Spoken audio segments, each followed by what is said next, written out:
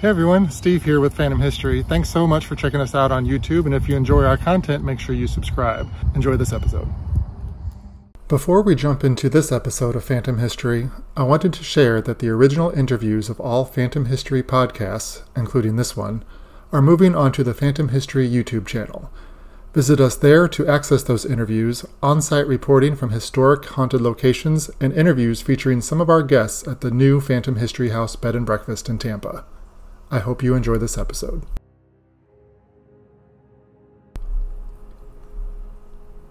Shortly after the green laser grid was projected onto the wall, the investigation team saw a shadow figure walk into the light. It was very clearly the apparition of a human form. The outline of a body, arms, and legs were all evident. And then it turned and started walking towards the group. Before it reached the investigative team set up in the basement of the building that once housed a church in the early 20th century, the grid's fully charged batteries died. Who or what it was that made itself known is anyone's guess. There are, after all, at least 17 spirits in the historic Spookeasy Lounge in Ybor City, Florida. I'm Steve Blanchard. Welcome to Phantom History.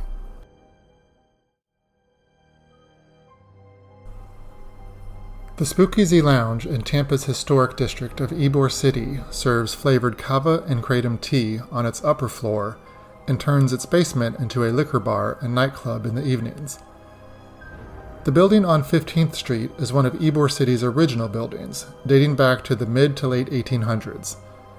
It was built as a church, or more specifically, Cuban Baptist Mission, and originally started as the Clark Memorial Baptist Church and Goodwill Center. Before the existing building stood here, there was another building that served as a church, but that was lost to a fire. It's a building steeped in history and local legend, and co-owner Kat Traver, who runs the Spookeasy Lounge with her husband Evan, is constantly researching and learning more about the history surrounding the two-story building that now houses the Spookeasy Lounge. It was built in the early 1800s. Originally, it was 4 stories tall. There was a fire. Not exactly sure of the date, but we're approximating in the 50s is when the 3rd and 4th story burned down. But it is full of spirits. It used to be a church. It used to be a secret society, amongst other types of denominations. We opened in this building in September of 22. Kat says that even before the Spookeasy Lounge opened in this location, she and her husband realized almost immediately that the building was haunted. In fact, the couple was already familiar with the building long before they opened their business within its walls.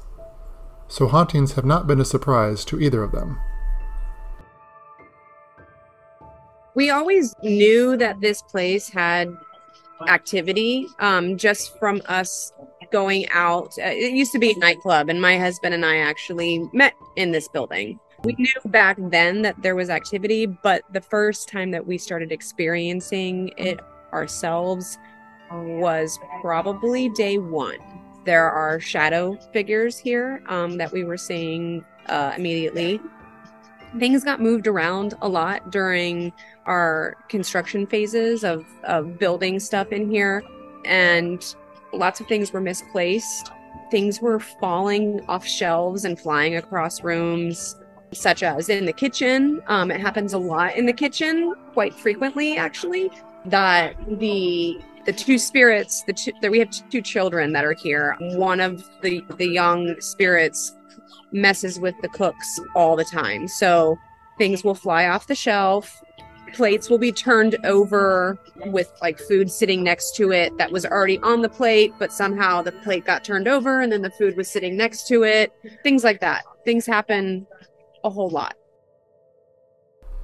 Kat says the building that now houses her business operated as an orphanage, and that a fire, likely in the 1950s, destroyed the top 2 stories, where she believes the children lived.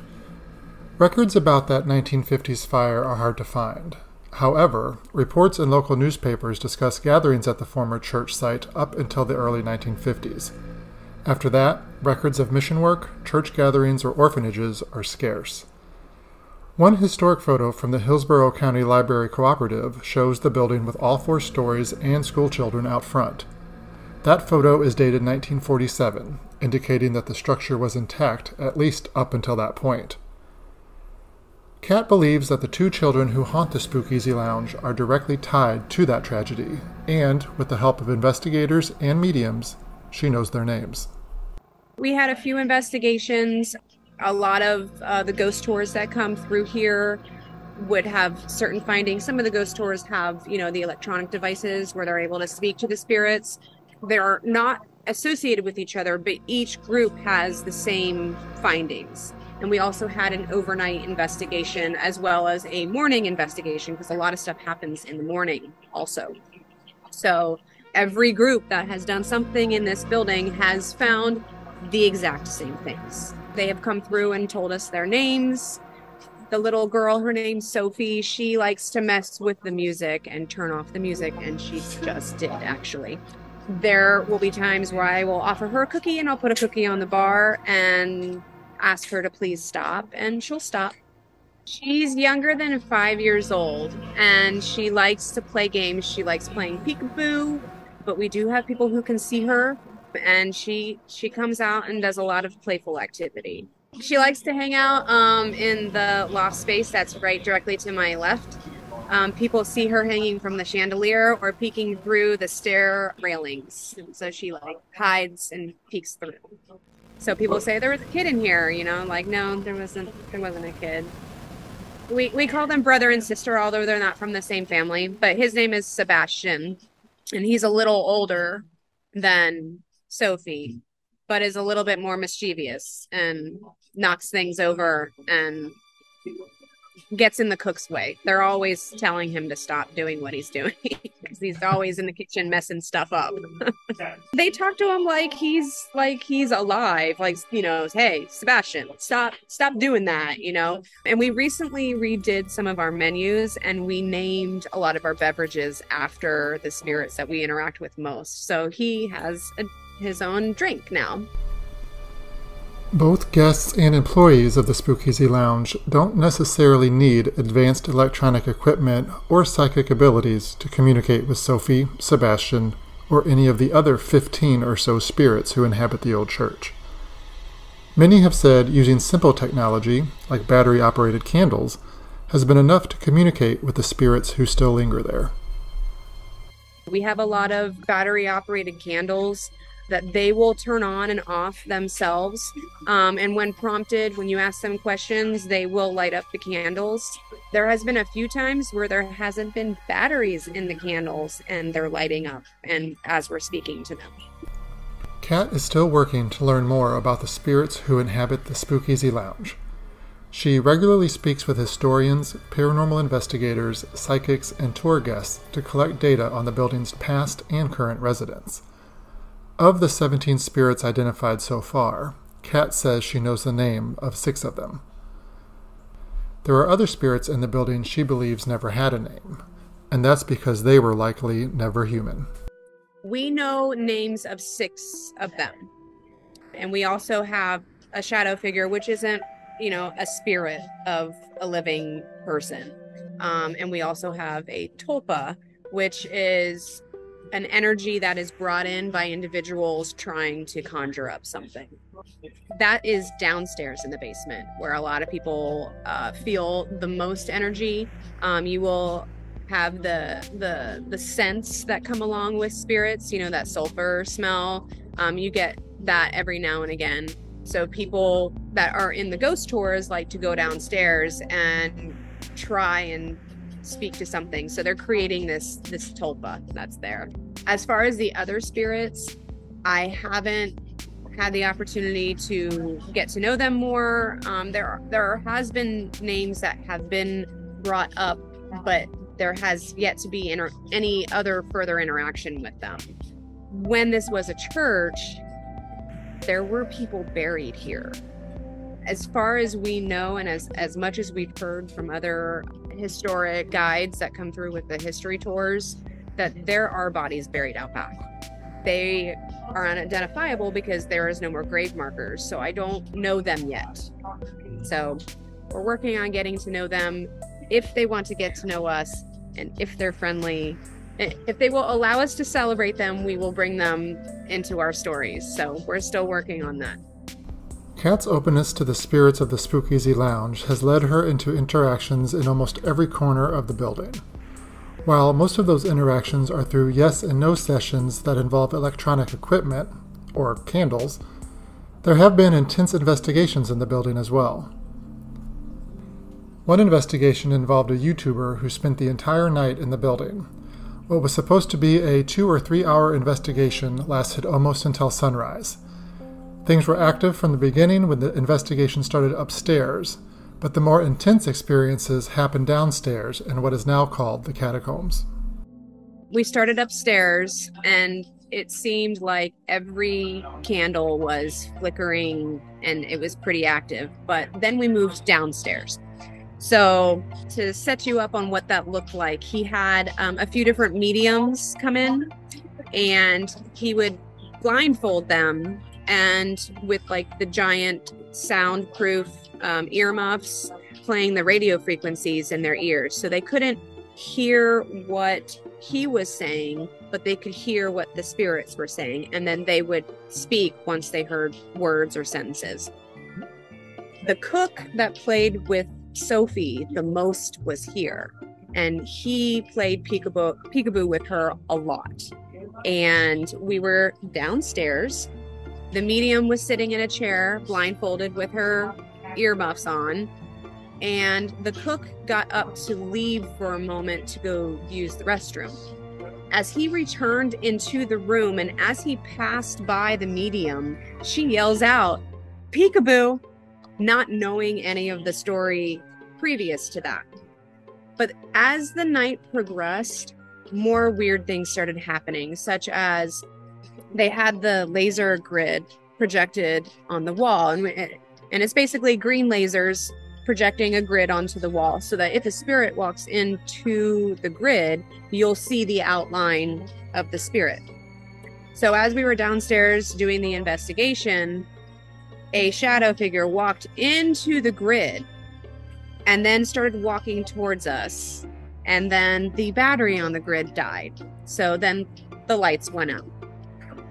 And they were fresh batteries. So it was really eerie to see, a huge figure come into the line of sight and then come towards us, and then the lights go out. You could see the outline of the body, the arms, the legs, everything walking right towards you. They ended up putting a new set of batteries in, to which it died again, so it didn't last very long. With such a storied history, a life as a church, a mission, an orphanage that was lost to a fire, and several iterations as a nightclub and now a tea bar, the building that is now home to the Spookeasy Lounge seems like the perfect place to conduct a paranormal investigation. But spirits are often caught outside of a normal investigation. According to Kat, customers and surveillance cameras are constantly catching what she believes to be paranormal activity within the Ybor City landmark. We have video of the orbs coming in and coming up and touching people, like almost licking their face and then floating away. We have images, pictures. I have one really great image of someone taking a photo towards a mirror, and in the mirror's reflection, you see a man standing there with a gun. And there was somebody shot downstairs back in the day. A cigar roller was shot. So we believe that we call him the gunman. We believe that he is still here. Naming one particular hotspot of paranormal activity within the building is a challenge for Kat. She says occurrences of spirits and entities are common throughout the entire building. However, there are 2 restrooms that seem to have the most sightings by guests and overnight investigators. One of those bathrooms is upstairs, and the other one is downstairs. In the feminine bathroom upstairs, people will hear certain things and see certain things. More often than not, when I go into that restroom, if the door is cracked just a little bit, I do see someone pass by that crack. I see someone walk by, I'll open the door and no one will be in there.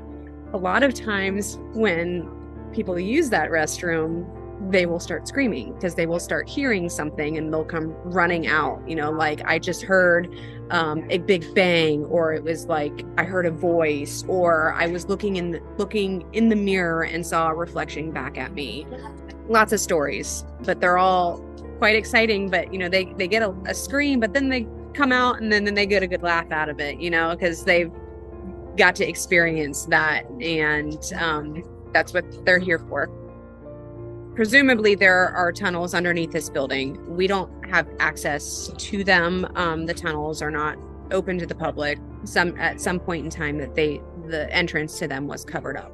But that bathroom is known for some pretty serious energy, most of which I think is the people trying to conjure it, which is the energy they're bringing into it. So it's not necessarily a person, a spirit that is still lingering here. It's like an energy that people are bringing into the space. So I have protection symbols in there so that people don't bring in something not good. More times than not, all the ghost tours will bring in stuff, and you'll hear scratching on the walls. When we did our ghost investigation, they caught the spirits jiggling the handles of the toilet and slamming the lid down. Also, they were talking to the spirits in there and they were asking it to do something and jiggling the locks, the handles, and slamming of the toilet seat. So there's a lot of activity in there. Fortunately, darker or malevolent spirits and entities seem to be restricted to the basement restrooms that may or may not have had access to the tunnels under Ybor City at one time.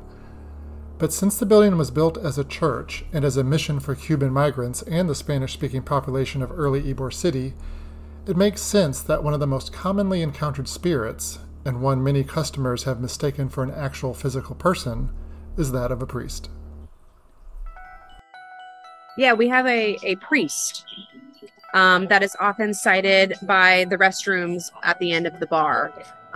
He usually wears a green garb and stands at the end of the bar, and many people have seen him and don't know of the other stories or haven't heard about him, and they're like, they'll say, I see a guy that looks like a priest in this green outfit over there, and I'm like, okay, well, that's just confirmation. So when you keep hearing that stuff, it's like, okay, this must be real, because there are multiple people seeing the same thing.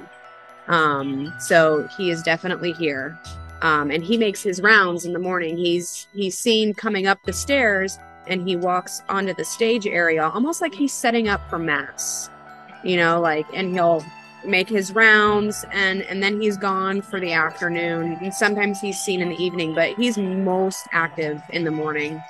My shaman I met with her this past week, and she said that the priest actually was with the nun that's also here, and the reason why they're still in spirit world and interacting with us is because they were a thing, and they created their own purgatory, which is why they're still here, which I thought was interesting. So that's something that I kind of want to look into and investigate a little bit.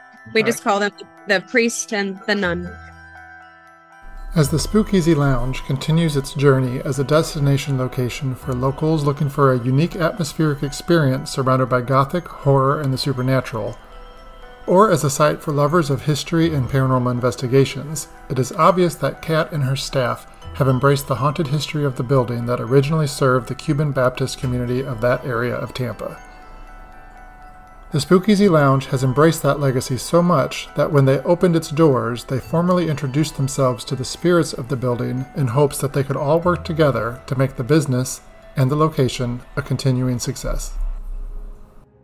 So when we first moved in, we told them, hey, we're coming in here and we're doing this type of business. We're here to celebrate you. We'd love for you to be a part of this and allow this to be an experience for all of us that we all enjoy. So we did a lot of that too. We also say goodnight to them every time we leave. So when the lights are turned off, we say bye ghosties. So if you see we have some merchandise that, some stickers that say bye ghosties on it. And that's because, it's one of our daily routines, we say hello to them and goodbye to them each and every day. Thank you to Kat Traver of the Spookeasy Lounge in Ybor City, Florida, for sharing the history and paranormal tales of her unique and must-see destination. Learn more about them by following the Spookeasy Lounge on social media or visiting spookeasylounge.com.